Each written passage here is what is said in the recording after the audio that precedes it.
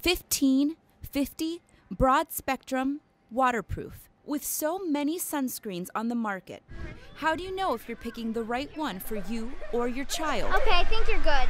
Luckily, staying safe in the sun just got a little easier.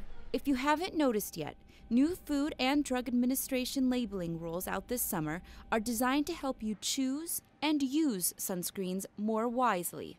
Because both UVB and UVA rays are important to protect ourselves from, the FDA has recently put in new regulations that cause the sunscreen manufacturer to give us some protection for both. Broad spectrum is what you need to look for, meaning you're receiving protection from both types of radiation, thereby helping prevent sunburn, premature aging, and skin cancer. So it used to be sunscreens could claim to be waterproof, but they never were really waterproof. They always rubbed off, and everybody knows that.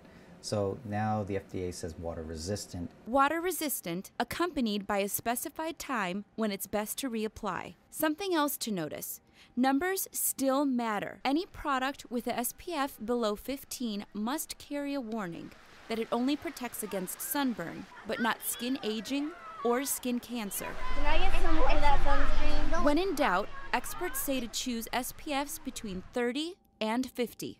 So while you're soaking in the new labels and the remaining dog days of summer, remember one thing. You can have fun in the sun, but protect yourself.